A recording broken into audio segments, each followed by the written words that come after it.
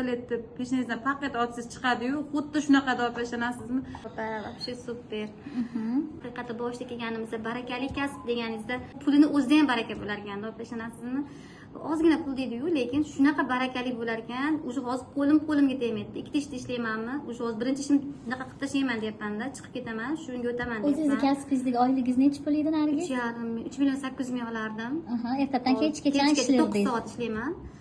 Oddiqsizmi? Oddixsiz. Endi hozirgi o'qishingizni bitirganingizga qancha vaqt bo'ldi, Shabnam? 10 kun bo'ldi. 10 kun bo'ldi. 10 kunda 2 oylik pulimni chiqarib oldim. Qancha daromad qildingiz? 8 milliondan oshiq. Voy mashalloh. Oshiq hisoblasam, hozir uch bermagan pullarim ham 8 milliondan ham oshiqda. Uni o'rtasida hamma narsalarimni olib yotibman, siz o'rgatgandek qilib pullarimni, shu narsalarimga tikyapman. Qo'limda ham pul bor, kartamda ham pul bor. Hamma yo'q. Davlatdan kutmayapman. Yo'q, o'sha oyligimni kutmay ham qo'ydimda. Tushsa tushadi, tushmasa yo'q, qo'limda pulim bor. Hech ham o'ylamayapman. Pul haqida muammo qilmayapman. Pistoletni peshanangizdan paket otsangiz chiqadi-yu, xuddi shunaqa deb ishonasizmi? Har bitta aytgan gapingiz bittadan to'g'ri chiqyapti. Sartarovka bo'lib chiqib kelyapti-da. Nima masalan, qaysi gaplarim tasdig'i bilan bo'lyapti? Barakali kasb deganingiz. Barakali kasb deganingiz pulimda baraka bo'ldi. Birinchi o'rinda. Ikkinchisi, birov ustingizdan boshliq bo'lmas ekan. Xohlagan mahallingizga kirib qolar ekansiz, o'zingiz qo'yar ekansiz, buni vaqtida kiraman der ekansiz. Odamlar ichida ham hurmatingiz oshar ekan.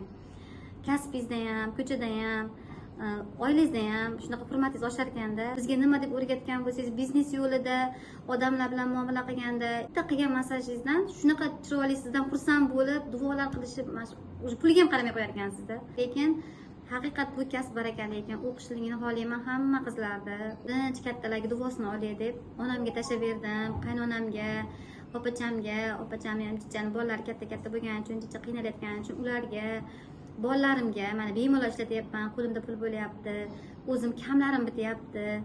Hech ham puldan qisilmayapman. O'zingizni oilangizdagi rasxodlaringizdan orttirib, yopib, yana plus atrofdagi qarindoshlarni ham qo'ynini olishga. Birinchi qaynonamga tashlab berdim. Duoyiz olib ketgan ekanmiz, alhamdulillah. Lekin kam bo'lmayapman. Shogirdlarim hamisha har doim davolna, har doim duodaman. Bu kasbga o'zi aslidagi barakali kasb. Yana barakali joyda ham o'qidinglar.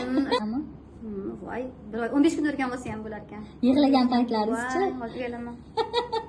Dars 3-4-kuni. 3-darsda yomon yig'laganman, o'qimayman deganman. Hozir o'ylasam, nima o'ygan ekanman deyman-da. Agar mana shu ketishim bo'lsa, mana shu yo'nalishimda, siz aytgan yo'nalishda yuradigan bo'lsam, xudo xohlasa mashinali ham bo'laman, uyli ham bo'laman deb qo'yaman. Ustozim duo qilib tursa, ota-onam duo qilib tursa, sizdan oldingi shogirdlarim joy ochgan, uy olishgan, mashinalar haydashyapti. Etakchi sizlar ham ularning ketidan borasizlar, misol uchun. Odam qilgan ishni odam qiladi.